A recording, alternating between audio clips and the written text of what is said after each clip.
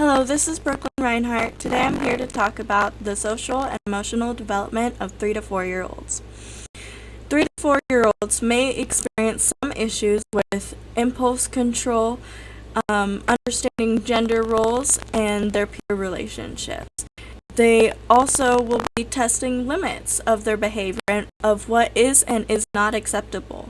They will also, during this period, learn to cooperate with others. They'll learn skills such as sharing, turn taking, and having joint goals with their peers. They will also learn how to role play, such as pretending to be a firefighter and pretending to put out a fire. These are all instances of an average developing 3 to 4 year old. They will want to try to be helpful. They will share their toys, stories. They will seek or provide comfort to those around them. They will also typically provide or show empathy and compliance with those around them as well.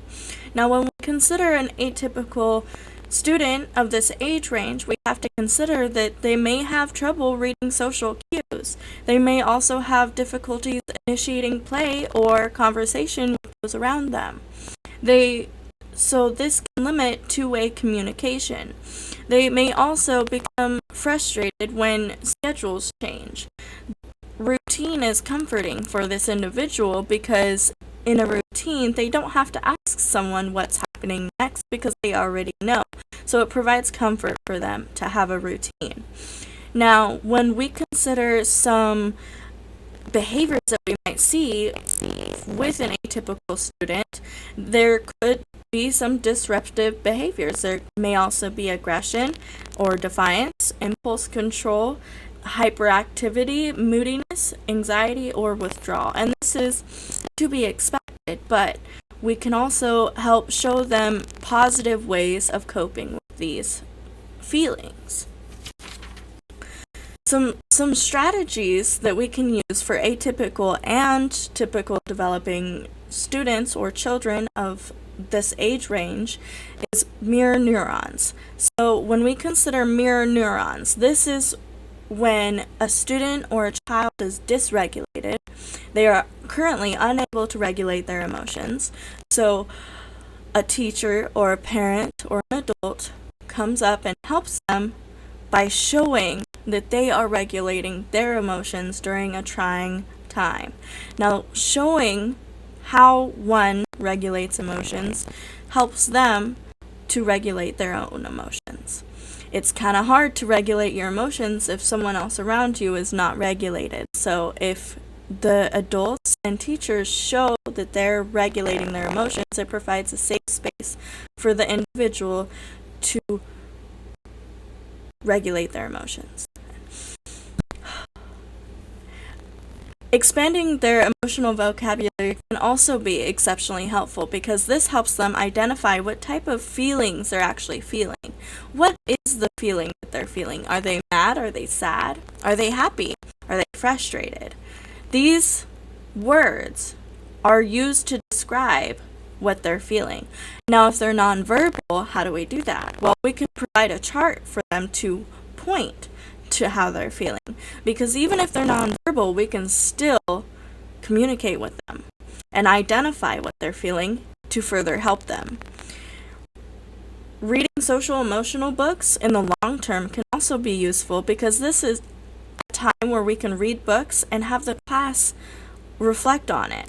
Reflect on, oh, well, how would you feel in that circumstance? How do you think this character feels? And this can help give them examples of what you should and should not do. Social emotional books could include sharing or other topics that are beneficial for the classroom and social emotional learning. Emotion charades is also a good one. It's more of a proactive one. It's not something to use while a student is dysregulated, but when a student is ready to participate in an activity like emotion charades, it is beneficial because it can help students learn to identify emotions. So especially helpful for atypical students because it helps to label these and it puts it in a fun way for them to learn, something for them to watch. And charades is also a low-level activity, or it can be, depending on how you play it.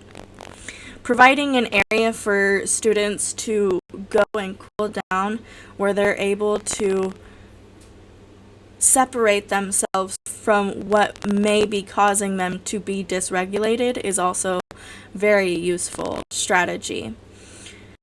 These are strategies can be used with both atypical and typical developing students. One main thing to consider is the accommodations would look different for an atypical student than it would for a typical student. And it's based on the student's needs. It's not a set guideline of, oh, this is what you do. No, it's based off of the student themselves, their personal needs, and that may include an IEP or 405 plan, but really ultimately it depends on the whole child and what they specifically need to be beneficial to them within the classroom. Thank you. You can see all of my resources that I used for this video down below. They will be posted, and thank you for showing up. See you later.